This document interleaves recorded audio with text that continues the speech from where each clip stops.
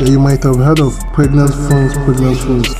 That's phone being pregnant on almost every social media platform, and what could be the cause to this problem. In this video, I'll be explaining to you what are the causes of these problems on most of these Apple iPhones and how one can avoid this, and what might happen if you don't take an action in order to avoid this. So join me on the ride as I take you through this journey.